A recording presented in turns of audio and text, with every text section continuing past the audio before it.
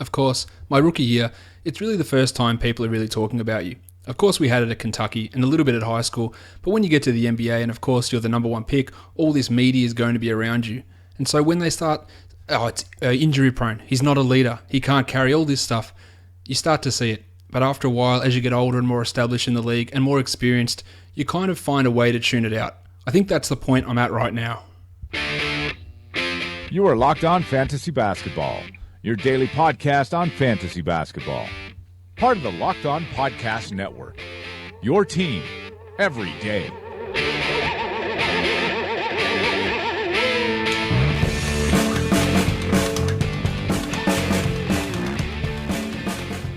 Hello and welcome to the Locked On Fantasy Basketball podcast brought to you by Fantrax and Basketball Monster. Today's Locked On Fantasy Basketball podcast is also brought to you by SeatGeek. Download the mobile app for the easiest way to buy tickets and use the promo code LOFantasy to get you a $20 rebate off your first purchase. My name, of course, is Josh Lloyd, and you can find me on Twitter at redrock_Beeble, where you can hit me up with any sort of questions, comments, criticisms, constructive or whatever it may be. Suggestions, whatever it may be, hit me up on Twitter at redrock_Beeble, and don't forget to follow the Basketball Monster Twitter account at BaskMonster, where you get breaking news all through the day, lineup details, injuries, random quotes from beat reporters and coaches that may be of interest in either DFS or seasonal league. So make sure you're following both myself and the Basketball Monster Twitter account. What we're going to do in today's program, no different to every other day. We're going to be looking at the games from Monday. We're going to be previewing Tuesday's action. So let's get to it. All right. We'll start off with the monstrous line of the night. A few people watching on YouTube, yes, I have changed the screen up a little bit. I was just getting a little bit sick of having that title bar over on the right-hand side of the screen. So I flipped it over to the left. So you may be a little bit disorientated, but we're all good. Everything's still the same. I've just flipped the side of the screen around. A few people listening, you're saying, shut up, Josh, just get to the monstrous line of the night. And I will. And I think you know who it is because it's Russell Westbrook. And that is his third straight triple-double, 27 points, 18 boards, 14 assists. He also chimed in with 2 steals. He had 2 triples. He was a perfect 7 of 7 from the line, and he went 9 of 23 from the field. He almost had this triple-double in the first half. He was 1 assist shy at halftime. He is now averaging a triple-double for the season, and that's obviously ridiculous. And we can talk about Oscar Robertson doing that throughout, or for one of his seasons. The league was at such an inflated pace then. Robinson played 40-plus minutes. They played, I believe they had an extra 30 available rebounds per game, an extra 30 shots per game in games back then. So Russ, look, I don't know if he's going to be able to maintain it, but he's averaging 31, 10.5, and 11.3. These are stupid numbers. He's putting up ridiculous numbers. He's also a real drain on your field goal percentage, going 43% on 24 attempts and at 5.5 turnovers. If you care about such a thing, it's not ideal, but the triple-double numbers are great. Russ is also hunting them a little bit, so you can't say that. I've had issues with triple-doubles in the past, them being an arbitrary number. Oh, you know what? He had a triple-double, and that was big when Lance Stevenson led the league in triple-doubles. And people, that was their argument. Now, Lance should be in the All-Star game because he led the league in triple-doubles. Like, big shit. You can get a 10-10-10 Raymond Felton special, and it's not... Is it any better than someone who goes 45, 9, and 9? But they didn't get a triple-double. So which one's better? But Russ is clearly going out of his way to get these triple-doubles. He's doing some stuff, especially with the defense and the rebounding, aggressively attacking the rebounds, and sometimes it's to the detriment of his defense. He's not a great defender. You're leaving guys alone to grab these rebounds. He is definitely hunting them, but the stats are really nice. Is it helping the Thunder in the long run? Well, I guess we'll have to wait and see with that, but they're up and then down and then sort of back up again. They're sort of all over the place, the Thunder. But Russ is obviously carrying things at the moment. That usage is absolutely out of control for Westbrook at the moment. And I'm sure you're very, very happy if you made that investment with him in those first couple of picks. He's actually only ranked 5th on total 8-cat value for the season. If you do punts and that sort of stuff, he's a little bit higher up in that top 3 zone. But in overall 8-cat rotisserie type value, he's 5th for the year, but putting up some crazy good numbers. And if he can maintain it, we're obviously going to be seeing some sort of historic season from Russ Westbrook. Can't even say his name. All right, now it's time for me to tell you about the sponsors of today's podcast, and that is SeatGeek, of course. Now, SeatGeek, you know what SeatGeek is, but let me tell you, if you don't know what SeatGeek is, let me tell you, it's the best way for you to buy tickets. Whatever event you want to see, whether it is the NBA, whether it's a concert, whether it's football, whether it's hockey, whether it's soccer, anything that's happening, whether you want to go watch the WWE, whatever it is, SeatGeek's got you covered. It's the easiest way to find the tickets for the games that you want to see up close and in person. There's nothing like being there to watch these games live, in person. Everything's different when you're there at a game. The experience, the atmosphere, and the wonderment that you may have at gazing at these fabulous athletes. Get the SeatGeek app on your phone. It's by far the easiest way to shop for tickets. Wherever you are, whip it out, your phone, that is, and push the app. Go in there, with a few taps, you can be buying tickets to whatever event that you want to see coming up. You can get the best deal on every ticket with SeatGeek because they price compare everything by searching multiple ticket sites. The prices vary depending on where you shop, but with SeatGeek you always find the lowest available price. SeatGeek wants to help you get the most bang for your buck, and that's why every ticket is given a grade. They've got the color system. Green is good, red is not so good. Search out the green tickets, and you'll immediately see any underpriced seats and be able to find the best deals that fit your budget. Plus, every ticket on SeatGeek is backed by their 100% guarantee. Best of all listeners to this podcast get a $20 rebate off their first SeatGeek purchase. I know I was speaking to a listener in Australia, Bryce, who is heading across to the States, and he's going to be taking in quite a few Celtics games. He's going to be using SeatGeek. He's going to be using the promo code to save himself some money, and on top of the money he's going to save just by getting the tickets through SeatGeek. So to get your $20 rebate on tickets, download the SeatGeek app, go to the settings tab and click add a promo code. Enter the promo code LOFantasy, and SeatGeek will send you $20 after you've made your first ticket purchase. Download the SeatGeek app and enter the promo code LOFantasy today. The waiver wire line of the night, Bob Cove. He's down to 59% ownership in Yahoo, and I completely understand why the ownership has dropped, but this is why he can be such a good fantasy player. 20 points for Bob Cove, 5 boards, 2 assists, but the 2 steals, the 6 triples, that's the icing on the cake. That's exactly why you want Covington. Now, for all the shit that we've given him, he's the 103rd ranked player this season. Over the last week, in the last 4 games, he's the 42nd ranked player. Over the last 2 weeks, where he's been shooting 32% from the field, he's the 129th ranked player. So for all of the piss poor Bob Cove games of the shots not going in, he had that stretch where he was about 0 for 15. The numbers are still there, and he has got massive scope for improvement. He's at 31% from the field this season. He was at 39 last season and 40 his first season. That can go up. He's shooting under 30% from 3. He was at 35 and 37 his first 2 years. That can go up. He's at 60% over the last 2 weeks from the line, 74 on the season. He was at 79 last season. That can go up. And then we're talking about a guy that, even in the minutes that are slightly limited and will continue to be limited this season, he is going to have value. I still think that he should be owned in 10-team leagues. It is a bit harder, and you obviously have to be dealing with a punt field goal strategy, which you probably would have had to have done when you drafted him anyway. But otherwise, even with the stinkers that have been chucked in here, Covington is valuable. And I believe over the last 4 or 3 games, he's shooting 50% from 3. Yeah, 48% he's shooting over the last 4 games from 3. So the threes are coming back, and then he's adding 2 steals in that last 4 games, a block a game, 5.5 boards, and 12 points. So really getting it done in those other categories, and that's why I did try to preach some patience with him. I can understand when you get frustrated. If you've got multiple people who are struggling, say you have him and an Aaron Gordon on your team, it does get tough. But the fact that let's face it, he's elite defensively. He's one of the best wing defenders in the entire NBA, and that's why he's going to get consistent run, and it was only a matter of time before the shots started falling. Look, next game he could go 1 of 10, no problem. He could easily do that. He should also come out and still have 5 boards and 2 steals and keep you afloat in those areas, and it has been tough with Covington. But his ability to do what he does, and that's hit the threes and get the steals, block some shots, and just generally be a real contributor in those areas, is very hard to find. And guys like Šarić, Gerald Henderson, they're not taking these minutes off him because of his defensive proficiency, and neither of them are actually the 3-point shooter that what Covington is. So he does fit a pretty specific role for this team. But it will be hard for him to get exactly the same minutes he got last year, but he's pretty indispensable for this Philadelphia 76ers team, especially with that defense that he provides.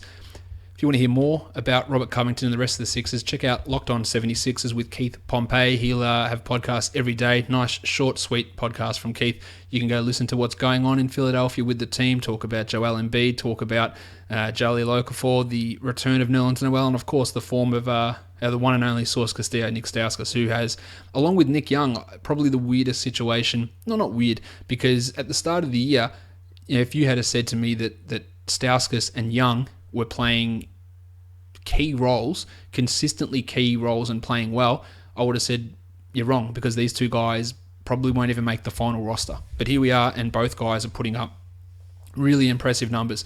So check out Locked On Sixers and the rest of the Locked On Podcast Network. Of course, your team every day. The young gun of the night. Percentages. Yeah, he's pretty good, isn't he? He only had the 21 points. And I say only, it just feels like a letdown when he only gets 21 points. But that's fine, because he had 3 triples, 5 rebounds, 2 assists, 2 steals, and 5 blocks. He is absolutely flying. And I did make the statement, and I believe Matt Smith tweeted it out a couple of weeks ago, we're going to be talking about Kristaps as a first-round guy next year. Over the last 2 weeks, he's ranked 17th. He's not far off that. He's playing 37 minutes a night and averaging 23 points a game.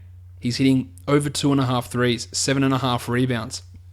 And he still has room for his block numbers to get up.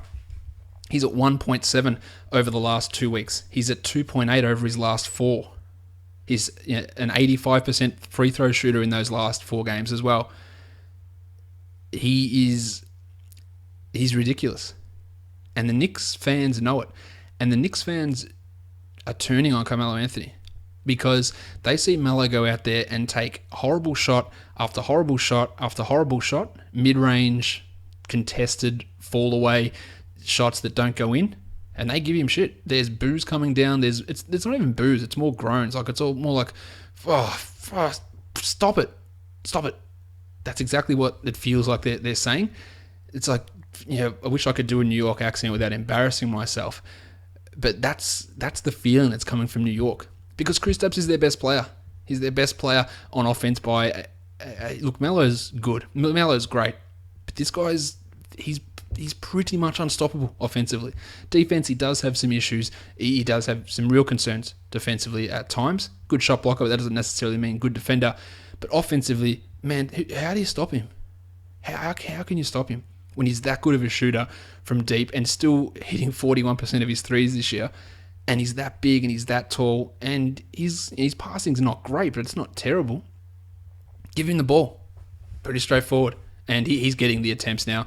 We're talking about over 18 shots a game over the last 2 weeks, and hitting him at his slash line of 49, 42, 79 is ridiculous for a guy that's also averaging 1.7 blocks in that time frame. So Kristaps, we had him ranked, I think, about 22 or 23. Maybe we were low on him. Maybe we were, because he's putting up numbers that are comfortably exceeding that at the moment. So big Kristaps Porzingis, absolutely flying at the moment. The dud of the night, maybe a little bit unfair to give it to Nick Batum, but he didn't put up the big numbers. 6, 2, and 4 for Batum. He only played the 20 minutes coming back from that corneal abrasion, because the game was a blowout. 1 of 5 from the field, 4 of 4 from the line, and we'll talk a little bit about his reduced playing time when we get into that Hornets-Grizzlies recap later on, but nothing to be panicking about for Batum. It's a poor night, but whatevs. There's plenty of explanations for it. It's not like he just went out there and completely shit the bed. It was just a lack of minutes that caused the problem, and it's frustrating, obviously, but it's not anything for us to get too panicked about, I wouldn't have thought. Let's move into the games now. There were 7 of them on Monday. The first one was an absolute disaster. And how bad is it when there's one game that starts at 7 Eastern and it is a shit show? And that's exactly what it was with the Sacramento Kings and the Washington Wizards. You just go, man, can half an hour go so I can watch another game? It felt like it took forever. The game actually went to overtime, but just because the game goes to overtime doesn't mean it's good. But we did get to see some brilliant performances from DeMarcus Cousins, 36 and 20. And on a normal night, you'd say, you know what, you can have the monstrous DeMarcus, but didn't get it today. 36 and 20, 4 assists, 2 steals, 1 block, 1 triple. He was 16 of 34 from the field, so that's not fantastic, but it's a lot better than 3 of 10 from the free throw line. Not a great shooting night from Cousins. Also 1 of 6 from 3, but like I said with Kristaps Porzingis, how do you stop DeMarcus Cousins offensively? It's pretty tough. Like, Much and Gortat was trying to guard him. Like, just no chance. Like, not a chance at all. Like, Cousins puts his head down and just forget about it. Like, you're not keeping up with him. Really putting up some crazy numbers. Rudy Gay continued 18, 5 and 2. 2 steals and a block. And I did see a comment today, which I need to respond to on Basketball Monster, talking about Gay. Oh, should we sell him now? How nervous are we about a trade? I don't think so. Like, when he gets traded, a team that's going to trade for him, I don't think they're going to trade for him to slot him into a 20-minute role. I could be wrong, and maybe he doesn't get traded. I'm not convinced that he necessarily gets dealt. But you might sell him now. He might get traded in not 3 months' time, because that would be after the trade deadline. In 2.5 months' time, and then you've missed out on 2.5 months of this sort of production for a month, for a savings of a month. Yeah, that could be useful when it comes playoff time, but what sort of value are you going to get back with Rudy Gay? I still believe just hold on. You never know when a trade is going to go down, if a trade is going to go down. Like, there's been issues like that, and he might go to a situation that's better for all we know. He might, and not that there's going to be many of those around, but what if he goes to the Sixers and the Kings decide to give up another first-round pick to get... I know that's unlikely, but what if he goes to the Sixers for half a year? Who knows how things will pan out? But he might go to a situation where they desperately need him, and he can still put up his numbers. I don't think Rudy Gay's ever been shy of being in his role and doing what he does. And he's not a guy that gets by just on scoring. He does rebound the ball. He can pass. He can get steals. He can block shots. He can hit threes. He can do it all in other categories. So it's not going to be, oh shit, Rudy, you're going to a team and you're not going to have quite as many shots, because he still will contribute in other areas. Tyler Lawson played 24 minutes off the bench. 12 points for Lawson. The 3 assists and 3 steals is very nice, but look, the reduced minutes, he's making it real tough to even consider him in a 12-team league. Darren Collison, not his best night, just the 6 points, 3 rebounds, 3 assists and 2 steals. He will be better. We also had a little bit of a shake-up in the rotation, probably due to the fact that it was a back-to-back. We had Willie Cauley-Stein make an appearance. He played 14 minutes, 8 and 2 with a steal and a block, but unlikely to be able to rely upon him moving forward. My man Garrett Temple played 28 minutes and scored 3 points with 3 assists and 2 steals.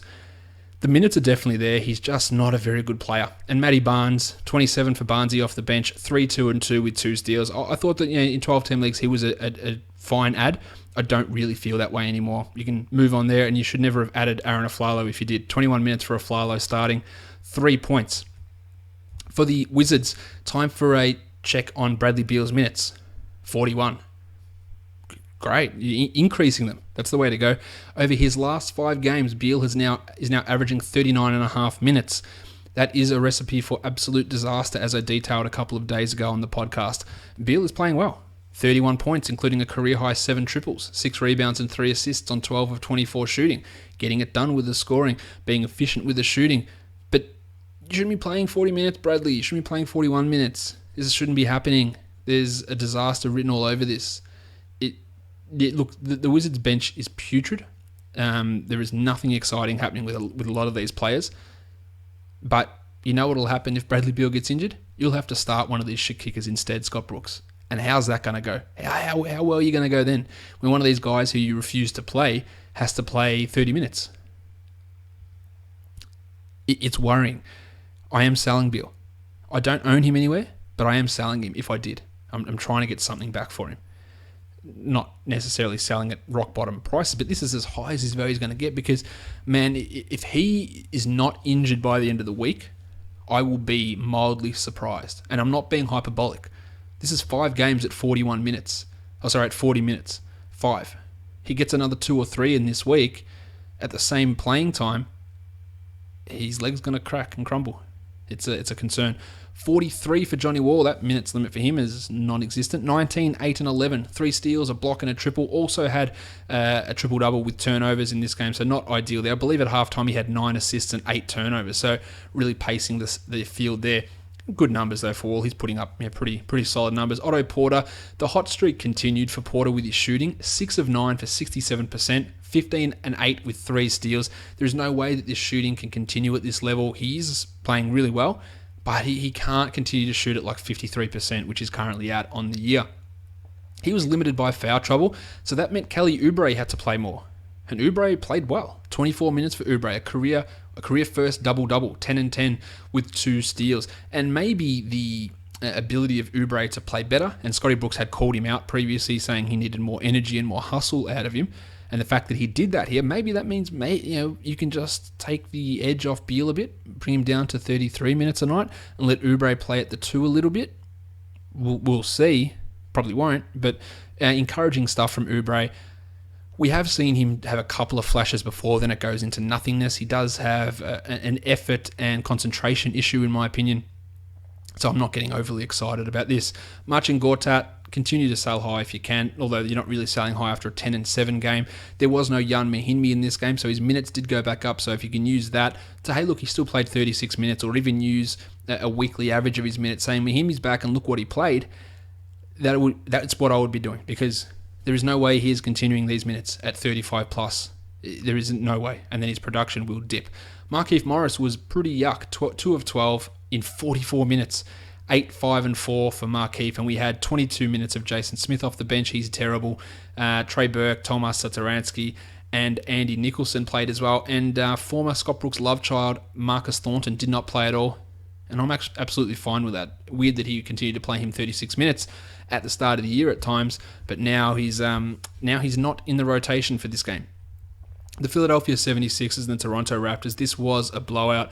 We talked to Bob Cove already. Jared Bayless was out with his wrist, and Brett Brown said he's a little concerned. He doesn't know if he's going to be ready to go on Wednesday. He didn't travel with the team to Toronto. The next game is back in Philadelphia, though, so that's not really too much of a concern. But Spanish Chocolate moved back into the starting lineup, 28 minutes, 11, 3 and 7, 2 steals, 2 triples, and that's lovely. But unless we hear Bayless is ruled out for a week, 2 weeks, adding Rodriguez is probably not going to work because there's 10 games on Wednesday. So you could add him and he just might sit his ass on the bench, and then Bayless comes back for the next game and you go, well, that was useless. Like, what was the point of that? So really have a look at who you might be dropping. We had no Joel Embiid, unfortunately, so Jahlil Okafor started. He played 25 minutes. This is Jahlil Okafor, people. This is what he's going to be at the Philadelphia 76ers. When you don't have Embiid and you don't have a minutes restriction and you still play 25 minutes, you are not thought of as a high caliber quality player. 15 and 5 with a block, still nice numbers. 69% ownership. It should not be the case for Okafor. My boy Richaun Holmes, he's really good. 23 minutes for Holmes, 11 and 9, a triple, 2 steals. When he gets the minutes, the production comes almost without fail. The problem is we're going to have Simmons, Šarić, Ilyasova, Embiid, Okafor, Noel. And then number 7 on that list is going to be Holmes. So how does he get minutes? He needs multiple people traded away, 2 or 3. He needs to go himself in a trade. But in a deeper dynasty league, when you can afford some DNPs, which he's going to get lots of DNPs, this guy can get it done when he gets the opportunity. He is very good. Ersan Ilyasova, 11 and 6 in his 23 minutes. Yeah, decent numbers, but nothing for 12-teamers.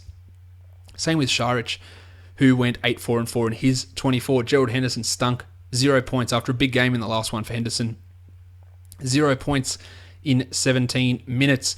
We got more Source Castillo. 29 minutes for Source. 11 points, 2 assists, 3 triples. Continues to shoot the ball well. Continues to be someone who you can consider in 12-team leagues, and you definitely want to look at in 14-team leagues. Been really impressive this season. One of the best turnaround stories in the NBA. It's probably just behind Nick Young, but he has been, especially considering he looked dreadful at Summer League. In Summer League level of competition, he looked dreadful. And now he's fine, and you could make an argument that he's a better player than Gerald Henderson, or has been this season. Interesting stuff. Onto the Raptors. Kyle Lowry hit all 6 of his threes. He went 7 of 9 from the field. So if you're a Lowry owner, just appreciate it, because it's not going to happen very often. 24, 4 and 8 with a steal. Big night from him. DeMar DeRozan wasn't quite on. 4 of 13, 14, 5, 5, steal, a block. So contributed in the other categories, just chimed in there. Jonas Valanciunas, you might look and see the 22 minutes and be a little bit worried.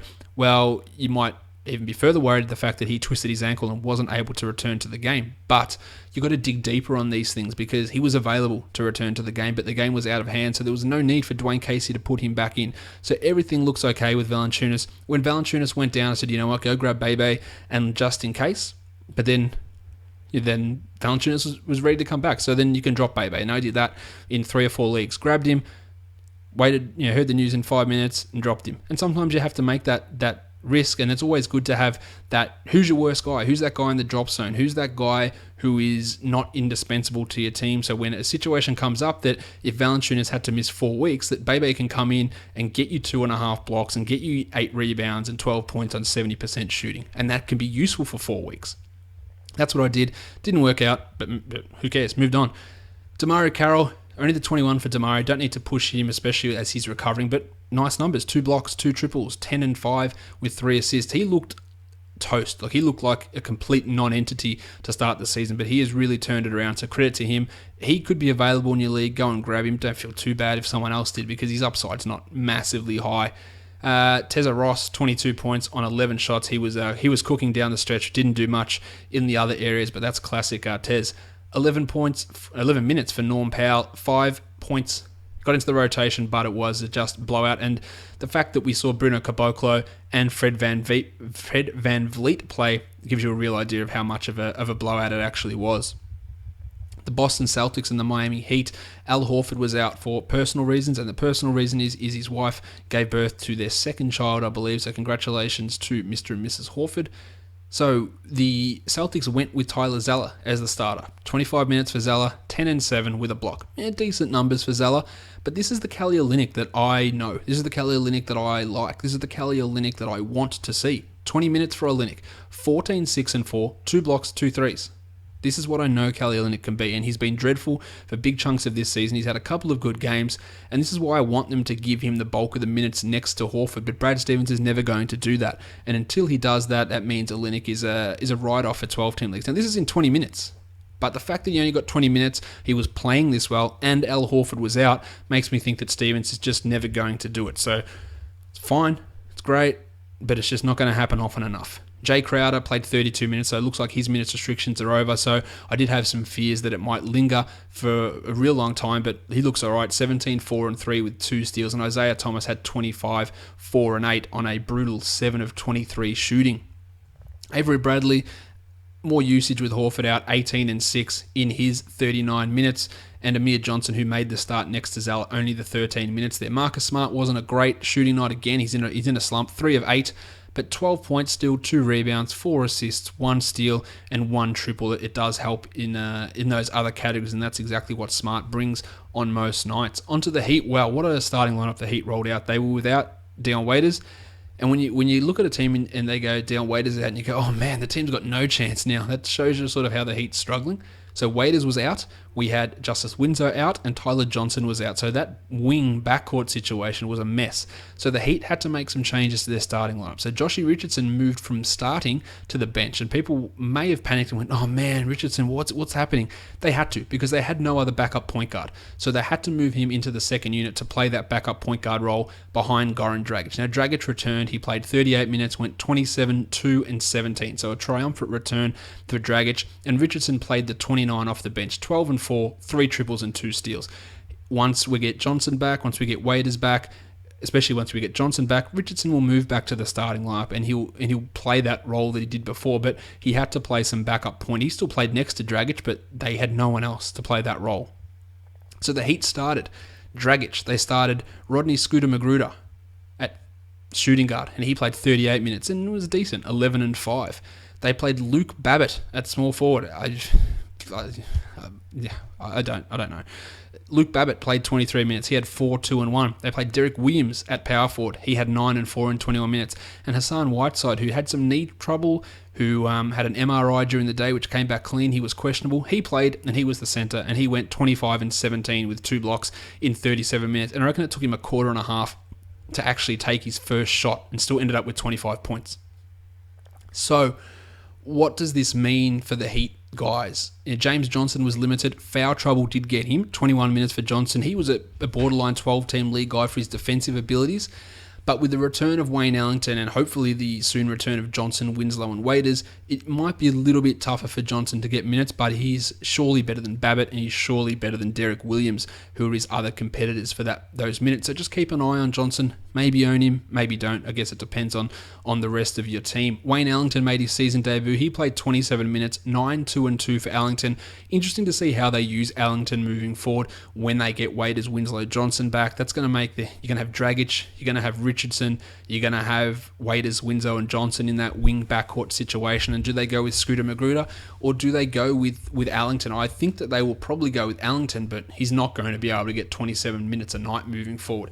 Interesting on a night where Whiteside had the knee issue, and he was grabbing his knee at times, that Willie Reed, who was ready to play, did not play at all. We had Josh McRoberts play the backup centre minutes, 7 minutes for McBob, 2-2-2 for McRoberts there. So Reed not in the rotation, it appears.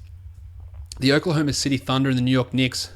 I thought this wouldn't be a great spot for Enes Kanter, having to try and match up on Kristaps Porzingis, but they played him 28 minutes, so it shows that I don't know what I'm talking about.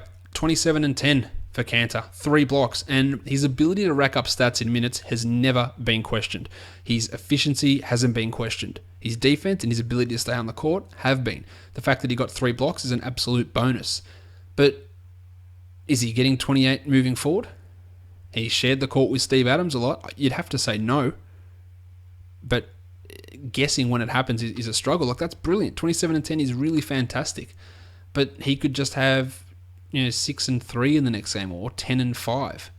But we know that even in 22 minutes a night, he's an ownable guy. The problem is we don't even know whether we can guarantee 22 minutes a night at this point. That is the concern with Enes. Steve Adams double-doubled, not much else there, 14-10. Vic Oladipo, not his best night, but at least getting the peripherals going. 3 rebounds, 4 assists, 1 steal, 1 block. So earlier in the season, when his shot wasn't going in and he wasn't getting the attempts, he was getting nothing else. But he was 4 of 11 for 8 points, but still got those other numbers coming through just to sort of buoy his value there. Domantas Sabonis, only the 16 minutes, and Jeremy Grant, only the 14. They ceded minutes to Enes Kanter, and we had another big Anthony Morrow game, 14 points, including 3 triples in 20 minutes on hot shooting, but Billy Donovan has shown far from an affinity for Morrow, so I don't think that keeps up. Andre Robertson was great. He was fantastic on Melo. He was all over the place, defensively flying around. He blocked 2 shots. He had a steal. He hit 2 triples. His shooting is looking a little bit better. He's not going to get big usage, but the fact that he can go out there and is averaging over a steal a game and is averaging over a block a game, that has use in certain 12-team situations, probably more a streaming situation and a punt points type situation. I've said situation too many times that now I'm thinking about Jersey Shore. Robertson can have use just for that ability to get those defensive numbers. On the Knicks, wow, Derrick Rose. This is almost as Derrick Rose a game as it can get, though. 37-4, but 0 threes and 0 steals. And that's what really does limit his upside as a fantasy point guard. But you're happy with him going 10 of 10 from the line. You're very happy with him going 10 of 20 from the field. It's just not something that Derrick Rose does all that often. And he's put together some pretty impressive lines over the last couple of weeks. Really starting to turn it on a little bit and deferring to Kristaps a little bit as well. A nice Courtney Lee line doesn't happen that often. 13 with 3 triples and 2 steals. And Joakim Noah started. He had 4 blocks. That's good. He had 4 assists. That's good. But 26 minutes for Noah for 2 points and 3 rebounds. He looks lost so often out there. It is just an 4 years, man. The Knicks gave him 4 years. If he was on whatever he's on, 18 million for 1 year, I'd go, fuck, that's a shit contract. But 4 years. 4 years, Phil. Man, you are a bad GM. Melo, the 18 points, but on 4 of 19 shooting. Attempted 1-3 and that came very late. So horrible shot selection. Still the 8 boards, still a steal, still a block, still some good numbers, and the 10 of 11 from the field. But wasn't a great night, as I referenced earlier, getting some noise from the MSG crowd. Billy Hernan-Gomez played 14 minutes. We had Jeff Hornacek whip his cock out for about 17 minutes. They're just going to continue to share that backup role. So there's nothing, unless we're talking 20-team leagues. You can grab Cock or you can grab Willie, whichever one you want to do. Either of those ones can work. I think that Cock probably has the most upside. But Willie's been playing pretty well recently as well. Also, Maurice Ndua, those 52 seconds he played and the shots that he took, man, why is this guy playing at all? He struggles. The Utah Jazz and the Minnesota Timberwolves, Rudy Gobert was huge, 16 and 17 with 3 blocks, big Rudy Gobert night. And how good's George Hill? He looks like a guy that was shitted to tears playing with Paul George, and it's like, man, finally I can get someone who doesn't hold the ball and dribble it around like a knob for 20 seconds. He looks great. 24, 8, and 4, as you can tell. I don't even know why. I'm just anti Paul George. I don't 100% know. 24, 8, and 4 for Georgie Hill, just absolutely flying at the moment, and I don't really see a massive reason for him to regress significantly. Gordie Hayward had 24, 5, and 2 with 2 steals, so he's still getting the numbers with Georgie Hill going off. And we had, probably unnecessarily, 29 minutes of Boris Diaw, 7, 2, and 5 with 2 steals, and that meant Trey Lyles was down to 21 minutes where he had 13 points. I know Derek Favors is out, and the Jazz give absolutely horrible information in terms of what's actually happening with Favors. We haven't had an update for so long. We did. We had an update saying Derek Favors will not be traveling with the team. 10 minutes before tip-off, the Timberwolves tweeted out a photo. Here's Derek Favors sitting on the bench chatting with John Lucas III. Like, what? Didn't travel with the team, sitting on the bench. And then I quote tweeted that, and the Timberwolves deleted it. I don't know. Did I crack into some conspiracy? I'm not sure. I don't actually know what happened. I know the Timberwolves tweeted it out saying, here is Derek Favors catching up with John Lucas on the bench. I quote tweeted it, tweet deleted. Was he there? Was it a mirage? Did I imagine it? I don't know what happened. Anyway, the Jazz don't give good information. Rod Hood is really struggling. He might get dropped in your league. This is a real buy low opportunity for Rod. The shots aren't falling. He still had 5 assists and a steal. But go low on him. I do value Rod quite a lot. Dante Exum, DNP CD. Very confusing. I thought Exum played well when Hill was out. He doesn't rack up the stats, but I thought he controlled things well. He looked aggressive. His defense was fantastic. I, for one, don't want to see Shelvin Mack. I know Utah fans, you probably don't want to see Shelvin Mack either. I don't understand why Exum was playing 35 minutes and now he's playing 0 minutes. I would like to see Dante Exum play, please. And this is no patriotism. It's Dante Exum's a better prospect and a better player than Shelvin Mack. Probably. Yeah, no, probably. He played much better than him when they had to have that battle for that starting point guard role. On to the Timberwolves. Man, what is going on with this team? They are not good at all. Zachary Levine, 28, 8, and 8 with a steal and 2 triples. That is a huge night. Super efficient from Levine, so you love that. Towns had a triple one, plus 19 and 12. You love that as well. You don't love it so much. 6 of 16, 13, 2, and 4. And those 4 assists, I believe, tie a career high for Wiggins. That's how piss poor he is in that category. No steals, no blocks. He had that real hot streak 2 weeks ago and has fallen in a monster hole. He might be a buy low guy because some of the old feelings might be brought up by his owner. Man, all he does is score. He can't do anything else. He can't even hit shots anymore. See if you can grab him low, because I do believe he will bounce back from this. Now, Tom Thibodeau made the curious decision to me to sit Gorgie Dieng and to sit Ricky Rubio the entire fourth quarter. He replaced them with Nemanja Bjelica and Tyus Jones, and he also had Shabazz Muhammad play for over half of the fourth quarter. Now, the game was close. Tyus Jones hit a 3 in about 2-3 minutes into the quarter to bring them within 3 points, and then the Jazz went on an 11-0 run, and they ended up winning by 9. And Tyus Jones was a -9 in this game. Rubio was a +3. We can agree that Jones is better than Chris Dunn. No problem. I don't understand what Tibbs is doing with Rubio. Rubio played 25 minutes. I thought he played all right. 11, 2, and 3. 2 steals. Hit his shots. Hit some threes. I thought he was fine. He did battle some foul trouble. But this is like 3 games in a row where he hasn't played the entire fourth quarter. And Tyus Jones plays the entire fourth quarter. I don't understand why, if Tyus Jones is so good, Tom, if he's so important, do you trust him to close out the game, that you play him not at all through the rest of the game? There's some curious decisions going on there. Nemanja Bjelica, he wasn't great either. Now, Dieng has some concerns, but he was fine. 11, 6, and 4 with a steal and a block. The starting 5 for the Timberwolves is an issue, though. Their net ratings are all terrible. They've got one of the worst starting combinations in the entire NBA. Something has to change. but I don't necessarily think Bielitsa and Tyus Jones are the answer. As for Tyus Jones, I do really think he's a good player. So you talk about Richaun Holmes being a guy. Look, Tyus Jones for Richaun Holmes, I like it. Holmes could move in and become the third big man on this team, I think pretty comfortably. And Jones could move in and potentially be a starting point guard for the Sixers. Both guys are good. They're just in situations that aren't ideal for them.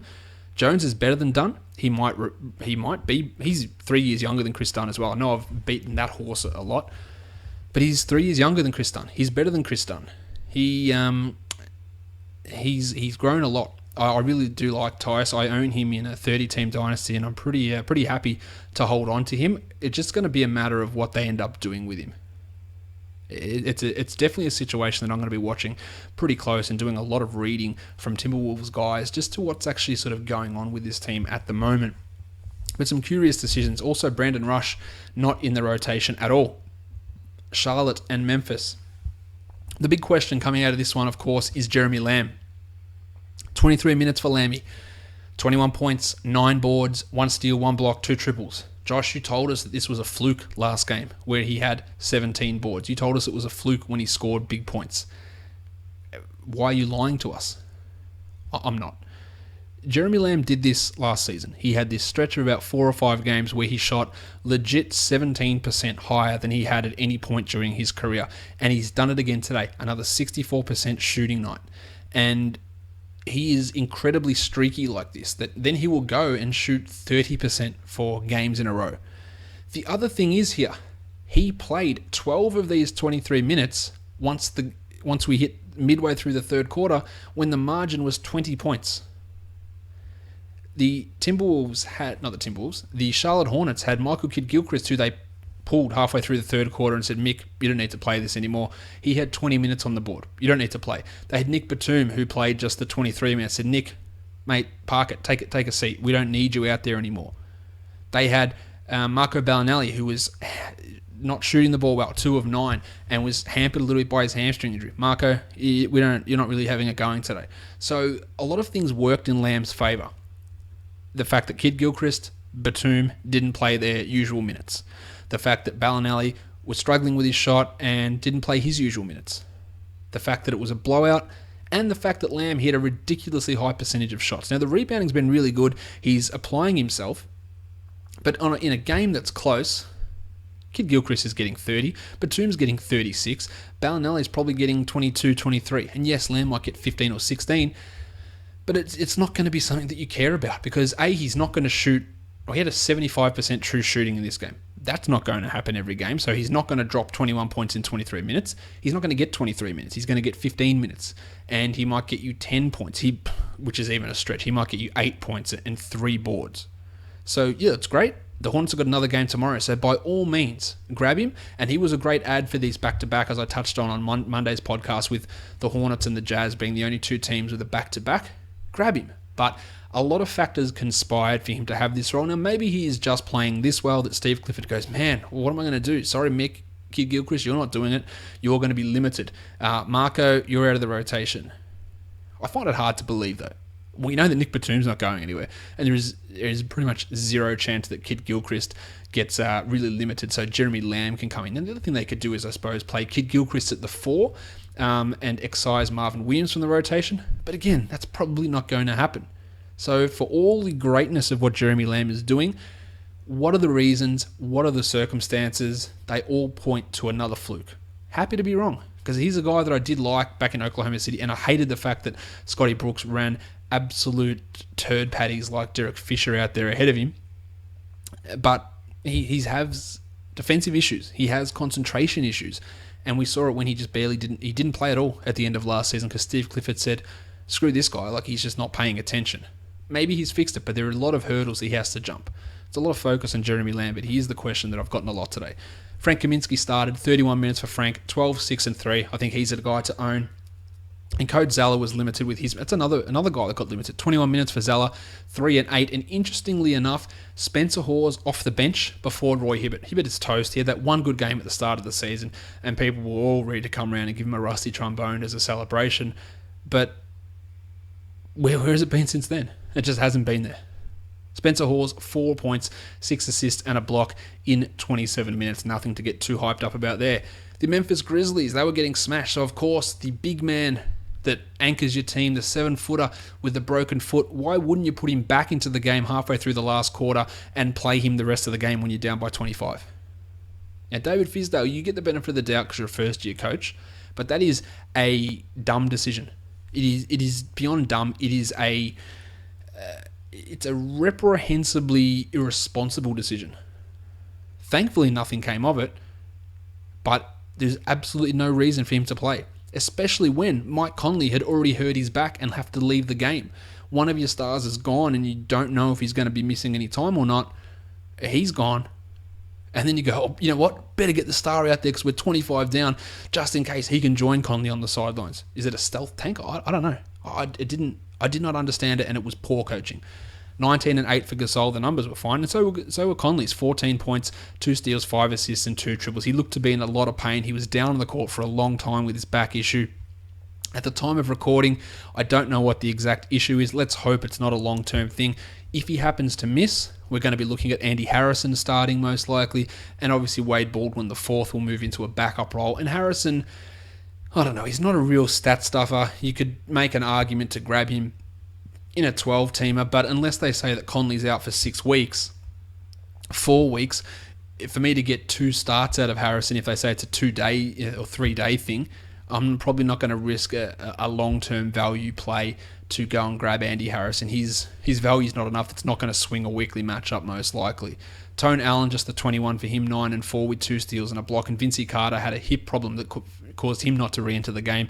8 and 2 in 20 minutes. We had another Troy Williams start. And not bad numbers, 9, 2, and 3 with 2 steals. More a 14 to 16 team league guy, at least until Ennis and Parsons comes back. Not really much appeal in a 12er. While JaMychal Green, who'd been really turning it on in the few games that Zebo had been out, well, he went 2 and 5, and that sort of makes me feel better about dropping him in some 12-team leagues. While Jarrell Martin got himself his first career double in 20 minutes, 11 and 12. I always like to check on Deontay Davis. He played 14 minutes, 4, 3, and a block. Man, this guy is going to be good, I think. He's got a real chance to be an impactful big man, and you always want to look. Who's ahead of him? Zebo's a million years old. JaMychal Green's not good. Davis can come in. Brandon Wright's finished. Backup center, play some 4, and rack up stats. And he's been doing it at a pretty good rate this year. And to me, he's ahead of schedule. If you go back to listen to me talking with Peter Edmiston on the Grizzlies season preview, I was pretty masturbatory talking about Davis, and Peter was like, maybe just calm down a little bit. I go, no, man, I love this guy. I think there's a lot to like about him. And I think he's got a real chance, and he's grasping that chance at the moment. So it's good stuff from Deontay. The last game of the night, the Atlanta Hawks and the Golden State Warriors. This is the Dennis Schroeder that we wanted. 24 and 6, 2 steals, a 3 and a block.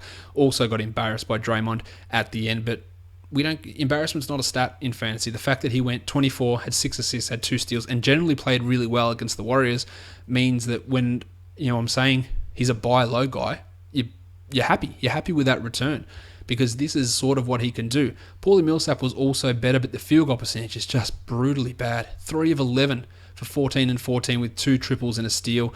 He is a real concern to me. Someone sent me a trade today. What do you think of Millsap for Porzingis?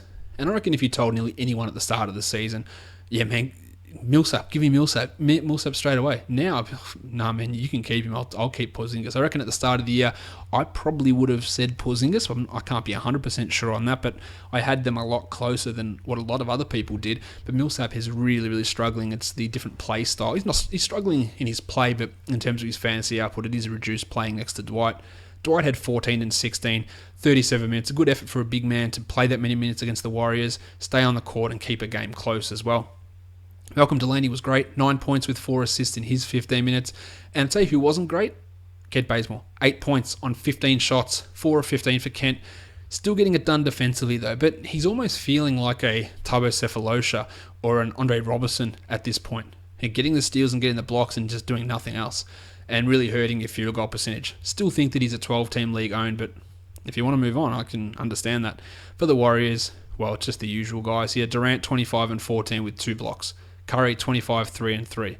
Clay, 24 and 2 with 3 triples, a steal and a block. And Draymond, just the 4 points. But man, 3 rebounds, 7 assists, 1 steal, 4 blocks. If you drafted Draymond Green for points, sorry, you did it wrong.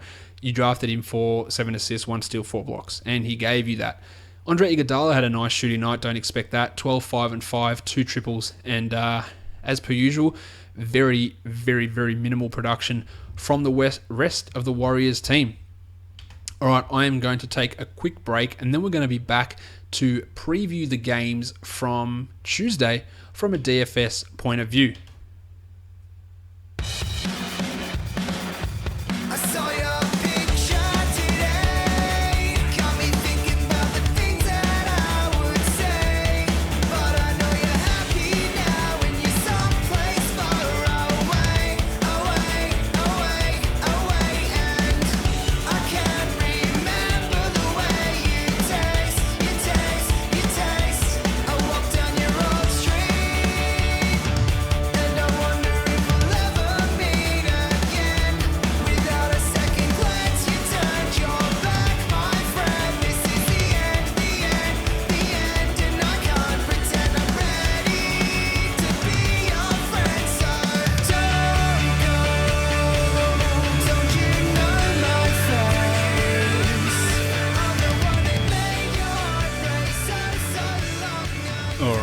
We're back. Let's look at the perfect DFS lineups for Monday on FanDuel. Some huge scores and some really unpredictable scores, to be honest. Russ at 66.6, you could always predict that. Goran Dragic, when he was ruled in with the other guys that were out, he was a decent guy to look at. 55.9. Brad Beal's been flying, 42.7. That made sense. Zach LaVine at 47.6. That also made sense, although the playing against the Jazz is never a great recipe for fantasy success. The small forwards, though, yeah, if you pick those, cool, you just guessed. Kelly Oubre at 28 and Andre Iguodala at 27.5. Porzingis had 42, Enes Kanter had 44, and Boogie had 67 for a total of 421.3. On DraftKings, we had Russ at 76.5, Lamb at 37.25, Oubre 30.5, Cousins 72.5, Kanter 46.5, Dragic 58, Olynyk 31, and LaVine 51 for a total of 403.25 points. All right, let's look at the first game now. We're looking at the Detroit Pistons and the Charlotte Hornets. The Hornets are favored by 3, and the total is 198 points. No real injury concerns to be worried about here. We know that Marvin Williams is out for Charlotte, and obviously Reggie Jackson, who is going to be returning soon, is out for Detroit. Let's look at the point guards. Kemba, $8,400, and the salary is now up by $600. That just feels too expensive against a Detroit team who has been okay against point guards this season, but not the usual situation where you want to completely avoid them. But $8,400, man, it's pretty expensive for a guy in a back-to-back, so I'm not really sure that we go there. Ish Smith at $5,200, just he struggles to hit value, to be honest. So the matchup's really positive for Ish. So he's a punt tournament guy that I don't imagine many people will be on, but he has really struggled to get his value up. Beno Udrih and Ramon Sessions, no. Shooting guards, Nick Batum at $6,900, really down performance today, obviously. The matchup is not ideal. Kentavious Caldwell-Pope does some pretty good things to opposition teams, but he has been okay against Detroit in the past, Batum. Definitely worth a consideration if you are struggling for a shooting guard. Jeremy Lamb, who had 36 today, who's now averaging 27 across the last 3, he's at $4,000. I talked about all the reasons why it was fluky. If you disagree with all those reasons, and at $4,000, then you must say that is absolutely a brilliant move to play Jeremy Lamb at $4,000. I think that you're just as likely to play him and get 17 points out of him. And that's not terrible. Like, if he gives you 20 points, you would say that's a job well done. But even that might be a stretch. Like, in the last 5 games, he has had a game where he played 19 minutes and had 42 points. He's also had another game where he played 19 minutes and had 3 points. So his production is not just tied to minutes, it's tied to flukiness. That might work in a tournament, but a lot of things do have to go in your favour. As for Kentavious Caldwell-Pope, he was terrible in the last game, so you probably chalk him up for about another 2 or 3 turds before he gets it going. He's a fade to me, despite the positive matchup. Maybe he gets it going and breaks the pattern, but all signs point to no On the small forwards, Marcus Morris at 4,700. Like Ish Smith, Morris really struggles to crack that value, and it's not a high value. The salary continues to tumble, and he continues to do very, very little, so he is not a high priority to me. Michael Kidd-Gilchrist at 52, he has also been a little bit away from cracking value. A nice game from him today in the limited minutes. He's not a terrible guy to look at, but far from a guy that I'm overly interested in. Same with Marco Bellinelli. For the power forwards, this is where the value is to me. Frank Kaminsky at 4,700. Like it. He's been pretty much rock solid. Hey, I'm going to get 25 out of Frank, and I'm going to be pretty happy with it. That's maybe not too much of a tournament upside, but for cash at 4,700, give me 25, give me 26. I'm all in on that. Toby Harris, on the other hand, he's at 5,300. He had 32 in the last game, a real bounce back after a string of poor performances. Coming off a back-to-back, the Hornets are, I think Harris has got another chance to, again, he needs 26, 27 points. It shouldn't feel like too much of a stretch for him to get there. Johnny Lewis' minutes have been stable, but his production has been well down at 4,400. You're definitely taking the extra 300 and taking Frank Kaminsky. For the centres, Andre Drummond's at 8,100. The salary is dropping. I don't know if it's actually dropping enough, though. Is he getting 40 points? He's always a chance to, but it's seriously a GPP type of thing with Drummond. I don't really think you can rely upon him in cash. He is just too up and down for that. Hibbert and Baines, of course not. Cody Zeller at 48. Real hard to know with Zeller. Some nights he'll play limited minutes. Some nights he'll get 28 minutes and put up big scores. He's an okay option at 47, but I reckon you can probably do better finding some other centres out on the board that will work in a more happier. That's bad phrasing. That will work in a more pleasing way for you. There you go. The Los Angeles Clippers and the Brooklyn Nets are up next. The Clippers are favoured by 12.5. They need a victory. The total here is 217, which is the second highest total of the night. Blake Griffin said after the last game the Clippers played that he had some swelling in his knee. He should be fine to go, but it's something to watch. As for the Nets, Rondé Hollis-Jefferson is listed as questionable. If he is out, then Sean Kilpatrick gets that bump and he becomes a guy that we definitely want to have a look at. The last time these two teams played, the Clippers were 30 points up at the end of the first quarter, basically, and it was an absolute smashing. Now, with the Clippers having lost a couple in a row on the road, you probably don't think it's going to go that way to start things off, but there is a risk associated. For point guards, Chrissy Paul's at 8,800. Hasn't really been able to crack that value recently, but I think in this matchup, when Isaiah Whitehead's going to be trying to stop him, well, I don't reckon that's going to go all that well for Chrissy. Or no, not for Chrissy. It'll go well for him. For Whitey, 8,800 for Chris Paul. As for Whitehead at 3,900, sure, he's a punt option, but it's a terrible matchup, and Austin Rivers has got no chance of being useful, I don't think. Next minute, 50 points. Shooting guard, Jamal Crawford, 3,800. That's very cheap for Jamal. The minutes have been up. He's averaging 29 over the last 5, Jamal. Only 16 points in those, but 29 minutes. At 3,800, I can see putting Jamal in, especially in a GPP, and going, all right, he got me 27, 28. He got hot. He got some extra minutes in a blowout. I can see that working. In a cash game, it's actually not terrible either because it's 3,800. It's not a high salary. He gets you 20 points and bang, you're set. JJ Redick at 43. Not keen on that. If it was 4,000, I'd feel a little bit more comfortable about a guy whose value is tied entirely to his shooting. Shawnee Kilpatrick is averaging over 31 in the last 3. He's at 5,300. I think if Hollis Jefferson plays, I'm more hesitant to use him, but if RHJ is out... By the way, RHJ is a great acronym. It's a great abbreviation to use to write down. To say it, it is terrible. MKG, beautiful. MCW, beautiful. RHJ, it has got no tongue roll ability whatsoever. Rondé, work on that. That's not happening. It's not working for me. I need to go with something else. Let's just go with Rondé. Anyway, I'm babbling. 3,900 for Rondé Hollis-Jefferson. Very hard to use him at that salary. Bojan Bogdanovic... he's 4,200. He's in that JJ Redick class to me. In a cash game, I don't think there's any way that you can really rely on Bojan. He just doesn't get it done on a consistent enough basis. For the power forwards, Griffin's at 9,000. That's pretty expensive for Griffin. I don't hate it.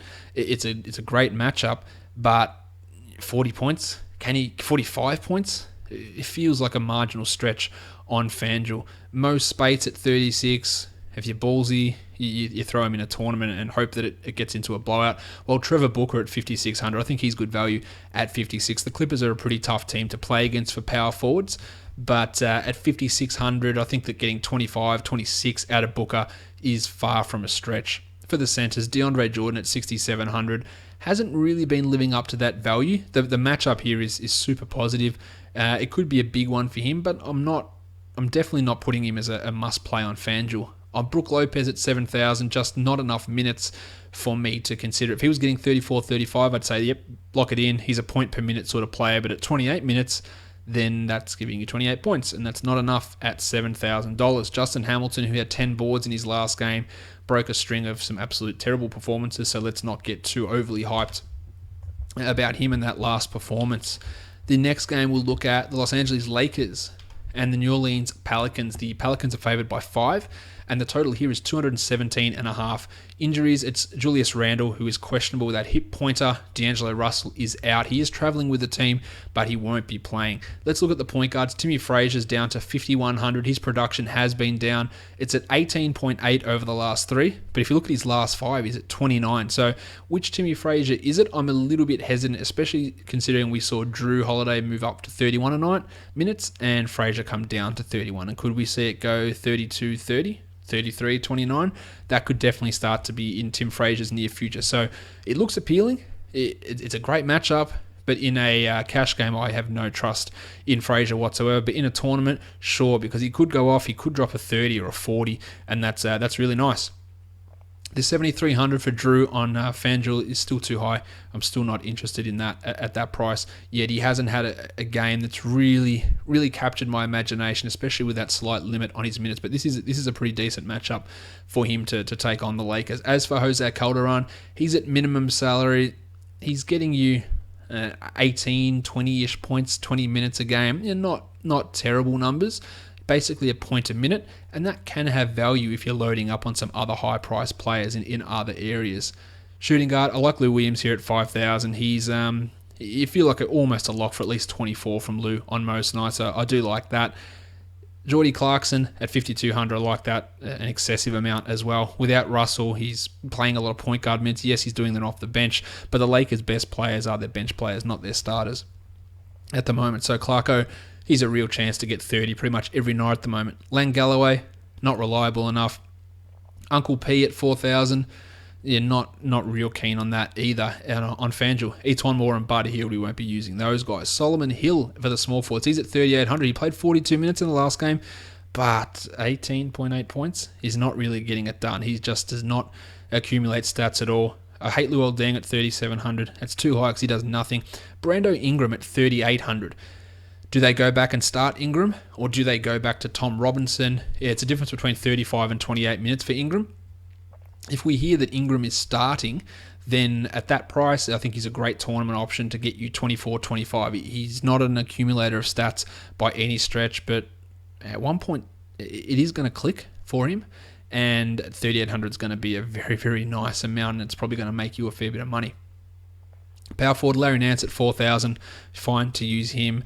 He played pretty well in the last game, had 26 points in 32 minutes with Randle out. Obviously, if Randle plays, he's a little bit riskier to consider. Tezza Jones at 4,800, always a tournament, never a cash. We don't know. Are we going to get 30-minute Terrence Jones? Are we going to get 15-minute Terrence Jones? Are we going to get 50-point Terrence Jones? Are we going to get 10-point Terrence Jones? Last game, we had 6-point Terrence Jones, a new variation on that. The other power forwards, Randall, 6,500, no chance, even if he does play. And at centre, I forgot about the big gun, Anthony Davis at 12,000. At this point, if Anthony Davis doesn't get 60 points, it feels like a disappointment. So, yeah, that's why you would go with some of these cheaper guys. Maybe you'd put Jose Calderon in so you can go min salary and you can load up on 60 points out of Anthony Davis and get, say 80 points out of their $1,550. No, $15,500 combined salary and get your 80 points out of a Calderon-Davis combination. The centers, I don't know why I waste time talking about Tim Mozgov, Tariq Black, or Omer Ashik, although Tariq Black played a lot of minutes in place of Julius Randle. He had 25 and 28 minutes in the last game, so if Randle is out at 3,700, Tariq Black's ownership won't be high, He did a really good job in that last game, and yeah, he's definitely someone to consider. So don't write him off completely. The other guys, Omar Ashik and Mozgov, I think you can feel pretty comfortable about writing them off. The Cleveland Cavaliers and the Milwaukee Bucks, the Dally Vol. We have got the Cavs favoured by 7, and the total is 212. We don't know if Iman Shumpert is playing. He's dealing with a hamstring issue, or Channing Frye, who's still out on bereavement leave. I say out in that hasn't been with the team, but he might be back for this team. This game. We don't have information on that just yet. At the point guard spot, 4,100. I do really like Dally here at 4,100. The Kyrie defense, I'm sure that's not something that gives Dally fits really, and his value comes from picking the pocket of Irving, getting some assists, 6 or 7 assists. So 4,100 for Dally. I think for him to get 20 points is not a stretch whatsoever. As for Kyrie, he's at 7,600. Well, the Bucks are quite difficult for point guards to put up points against. I don't like Kyrie at 76 here. It's not great value. Malcolm Brogdon, Jason Terry, we weren't using those guys. Shooting guard, J.R. Smith, 3,800. I don't think he could be worse, so that's probably the most positive thing I can say. That salary for a guy who might play 33 minutes is very appealing. The matchup is good. I think you have to look at Smith in tournaments, and you have to be shit scared of doing it, but you have to consider him. The other shooting guards on the slate, we've got Giannis at 10,000. That's fine. Someone tweeted this out today, and I'd said it before as well, that Giannis is putting up these numbers, and you feel like he hasn't had a good game yet. He's had one good game. He did have one monstrous line of the night, but he hasn't had a game where you go, oh shit, look at what's Giannis doing? Yet he's still this good. And when he has that game, we're not going to be talking about 50 points. We're going to be talking about 75 points. So I love him at 10,000. Shumpert, Geordie McRae, nah. Small forwards, LeBron, 10,100. Well, he's going to get you 50 basically every night, so he is absolutely fine to use. And I wouldn't rule out Tone Snell at 3,700. Yes, he's a dreadful player, but he is giving you 18 points a game over the last 5. And at 3,700, I'll shake your hand, Tony Snell, say, you know what, thank you very much. I appreciate that, because that will enable me to put 12,000 of Anthony Davis in, or 10,000, or both of Giannis in, and really round out my lineup. Tony, Jose, meet Giannis and Tony Davis, and we'll be ready to go. Who are the other small forwards on this game? Mick Beasley, getting some extra run, 3,600. His upside's not high, but another guy that you might be able to fill in the roster with and get 20 points out of your $3,600. Mirza Teledovic, Richard Jefferson, Mick Dunleavy. No thanks with those guys. Power forwards. Jabari Parker has been terrible. At 6,400, I don't know if the matchup's great for him against the Cavs, but yeah, his price isn't too exorbitant. Maybe worth a look. Kevy Love at 84, that salary is way up there. He's been putting up some good numbers, but it doesn't feel that sustainable, so I think he's a bit of a stay away for me. And Channing Frye, we won't really get too into using him. Now the centre position. I don't know what John Henson's going to do. I don't know what Jason Kidd is going to do. So let's assume, and this is a dumb assumption, maybe I should assume the opposite. I was going to say, let's assume that Kidd does what he did in the last game. But man, how dumb am I? I'm sure you're laughing at home going, Josh, how long have you been watching this team? How long have you been watching Jason Kidd? To assume Jason Kidd's going to do the same thing as the last game is the dumbest thing that I've probably ever said. But at 4,100, Johnny Henson played 28 minutes in the last game. It is super appealing. In a cash game, you can't do it because you will probably lose. In a tournament, maybe it's the difference between you winning or losing. So you have to think that way. But I do think, now I am going to mention Henson as a pick on FanDuel. I do think that his ownership is going to be high. And that might mean that despite it being a risky play and an upside play, that it might not be the best one of those. Tristan Thompson feels pretty rock solid at 5,000. A great matchup, 25 points. Shouldn't be all that difficult for him to achieve. Greggy Munro, he only played 17 in the last one. He had 23 points. He does rack up points at a pretty high level. At 4,400, it's riskier than Henson, to be honest. It's just too hard to use. But it could pay off. But I do think it's too hard to use. The Orlando Magic and the San Antonio Spurs. The Spurs are favoured by a whopping 13.5. The total is a putrid 196.5. Manu should be back after he rested the last game. Jeffy Green, My name is Jeff. he missed the last game with a sore back. We don't know if he's going to play, and that changes a lot of things. Does it? If he is out, does Aaron Gordon get another start? You'd have to say yes. But say he plays, does Frank Vogel then revert to Alfred Payton and Nick Vucevic starting again, or does he run with the Biyombo, DJ Augustine starting lineup? At this point, we've got no idea. So Jeff Green is a big fulcrum in terms of the lineup. So we want to hopefully hear some information early in the day. 3,600 for DJ Augustine. I would have to assume that even if he doesn't start, he'll play 20 plus minutes. And at 3,600, I do like Augustine at that price. Tone Parker at 45, not overly keen in a low-paced game. And Lord Alfred Payton at 5,700. The numbers have actually been alright, and he has done very, very well against the Spurs in the past. He is a deep tournament cut that not many people will be on. But remember, he played 3 more minutes than Augustine did in that game where Payton came off the bench. And he does have, again, a really good history against the Spurs. So you could be looking at a 30-plus point performance from Payton. So don't be too scared of using him. Have an appropriate amount of fear. Patty Mills at 4,100. I don't think that's a great value option. Dan Green at 4,100. Love that here. I think it's a good matchup for him. I don't think it's exorbitantly priced. There aren't many other good cheap shooting guards around. So Dan Green's in play. 5,800 for Evan Fournier. Really flying in the last game. If they go with that same starting lineup at 5,800, I think you'd smash Fournier. We just don't know that at this point. Manu at 37 is not going to be exciting to me, I don't think. Small forwards, Kawhi, 84. Sure, 40 points for Kawhi is very, very not a stretch at all. I think he's a fairly safe guy. You know, you'd love getting LeBron in there at that extra 1,600, but if you don't have the cash, 40 for Kawhi is almost a guarantee. Jeff Green at 35. Yeah, I can't do it. Now, if Green is out, 4,100 for Aaron Gordon, yeah, you know what? It's risky. He was dreadful.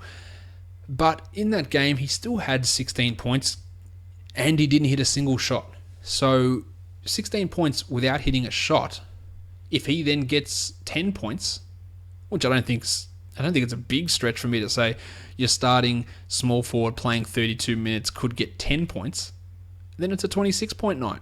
And at 4,100, you've just cashed in and got your value. So if Green is out, the odds of Aaron Gordon going 0 for 12 again are very, very minimal. The odds of him getting 30-plus minutes are very, very high. So he would definitely come back onto my radar with a lot of people using the psychology of, no, man, burn me, not using him. And maybe that works to your advantage. And maybe I look like the dickhead because he comes out there and shoots 0 of 13 or something along those lines. But the law of averages, the law of probabilities, say that he will not shoot that poorly again. And then you add on 8 points and he ends up with 8 points plus the 16 that he had in the last one at 24. And at 4,100, he's still made value. He gets 4 points. He scores 4 points and he cracked value. That's the way I'm looking at it. It could end up making me look like an absolute fool, but that's the way I'm looking at it if Jeff Green is out. Power forward, LaMarcus Aldridge at 7,000. I think he's safe. I think he's solid. I don't know if his upside is that high, but low 30, mid 30s in points is not a stretch for Aldridge. Dave Lee at 3,900 has been putting up some decent numbers in limited minutes, over a point per minute in the last 3 games.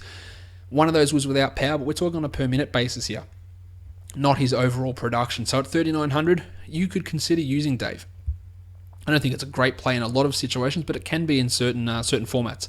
Serge Ibaka's at 6,200. Not all that keen on using Serge. For the centers, Bismack's at 42.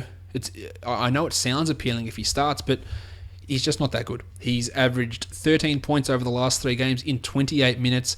Over his last 5, he's only at 29 points per 36 minutes. You'd want him to get 32, 33 minutes to even get to 25 points.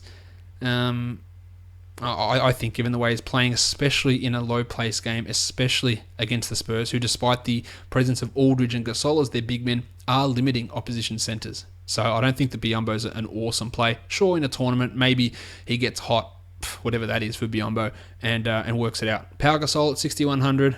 Don't mind it, but also don't. I'm not absolutely in love with it, but I think it's a decent play. Nick Vucevic, who's been flying, averaging 45 over the last 3. He's at 7,000. Can you trust it?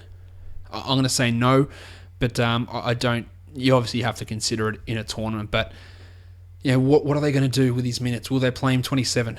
Will his shot fall? Will he play 34? He's just so up and down at the moment that it is very tough to trust what Nick Vucevic can do. I know what he can do, trust what sort of role he can have. The last game of the night is the Houston Rockets and the Utah Jazz. The Rockets are favored by 2, and the total is 203 points here. Let's look at the point guards. Pat Bev is at 4,500. Really stunk it up in the last game, but he can be better than that. The matchup is not ideal for Beverly, so he's probably a fade for me. Georgie Hill at 68. Yeah, love it. Yeah, he continues to put up numbers basically every game, so I think that he is definitely worth looking at. Shooting guards, Rod Hood at 55, really struggling to get anywhere near that, but that's not a high salary. Not really sure why his salary jumped by $200. The matchup is a real positive. He is a tournament guy that I would be looking at pretty significantly. Jim Harden, 11,500. You know what the story is. The Jazz defense is a worry, but it doesn't really slow Harden down. I think he should be looking at 50, 55 plus pretty much every night. He is matchup proof. Eric Gordon had a big one in the last game, so that means to me that I will stay clear of him in this one. Small forwards, Trev Ariza, 5,400, just getting it going at the moment. He's had decent success against Utah in the past. I think he's fine. More of a cash than a tournament, but he can be used in both. While Gordie Hayward at 7,600, I think his upside's maybe not that high, so maybe more of a solid cash type play. Joey Johnson, Joey Ingles, Sammy Decker, I don't think they're going to be really worth looking at in your DFS teams. Ryan Anderson at 4,600, absolutely no way am I using Ryan Anderson in a matchup against the Jazz, so you can forget about that. Trey Lyles, Boris Diaw, no way to trust those guys either. At center, Clint Capella, absolutely flying. He's at 6,000 and he plays Rudy Gobert, so that is a bit of a concern, but he is putting up numbers at a huge rate. I think he still can be used, but you do have to exercise a little bit of caution. As for Gobert at 6,800, well, his numbers are actually starting to come up now, but the Capella factor is a little bit of an issue because he has been restricting centers recently and limiting what they can do. At 6,800 for Gobert, I don't hate it here, but I also don't think it's the best play on the board. All right, we're done. That is all of the DFS action for Tuesday. Let's look at the picks of the day now. We'll start with FanDuel. DJ Augustin at 36. That obviously varies a little bit depending on if he's starting or not. Timmy Frazier at 51 as a punt play, and Chrissy Paul at 88. Shooting guard Dan Green at 41. Louis Williams at 5,000 and Giannis at 10,000. Small forwards, Ingram's a minimum salary guy who really gets a bump if he starts. Trev Ariza 54 and LeBron James at 10,100. For the power forwards, Frank the Tank Kaminsky 47. Toby Harris, 53, and Tony Davis, $12,000 on the dot. And the centers, Johnny Henson, 41, Tristan Thompson, 5,000. Don't love any, there's no high price centers really on the board at all. On DraftKings, Augustine, 39, Drew at 68, and Giannis at 92. Shooting guards, Daly at 41, Batum at 66, and Jim at 11,300. For the small forwards, Tone Snell, 34, Toby Harris, 57, and LeBron at 97. Power forwards, Lazar Nance at 46, Frankie Kaminsky 54, and Tony Davis 11.6. And the centers, Johnny Henson 39, Andre Drummond at 74. Much prefer that price versus what he is on FanDuel, which is 8,100. And Kevin Love at 8,200 is a center on DraftKings, so you can go with him at that price. And he is a more valuable player on DraftKings with a 3-point bonus. For the Aussie sites, Moneyball, Pat Bev at 37, Georgie Hill at 55 is a ridiculous bargain, and Chrissy Paul at 87. For the shooting guards, Dan Green is minimum salary, Rod Hood 5,000, and Jim Harden 11,400. Small forwards, Shawnee Kilpatrick 43, don't hate that even if Hollis Jefferson plays. Gordie Hayward 63 and LeBron at 92. Power forwards, Johnny Henson minimum 35, LaMarcus 61 and Davis at 10,800. And the center, Clint Capella. There's no cheap center I love, there's no expensive center I love. So Clint Capella is it at 59. On Draft Stars, Jose Calderon minimum 5,000, Lou Williams 9,000, Chrissy Paul 17,450. Shooting guard, Isaiah Whitehead, minimum 5,000. Bojan Bogdanovic, 7,450. That's cheap enough to even consider that in a cash game. And Kawhi at 15,950.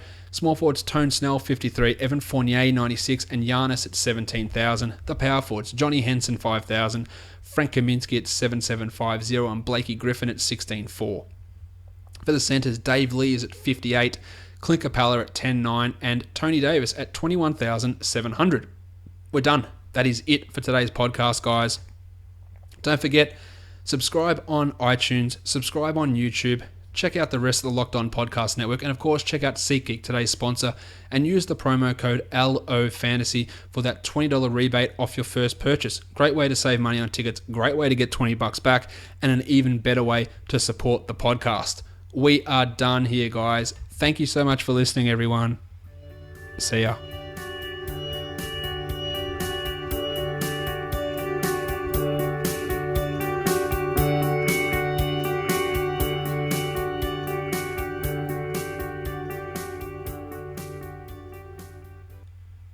Anthony Davis.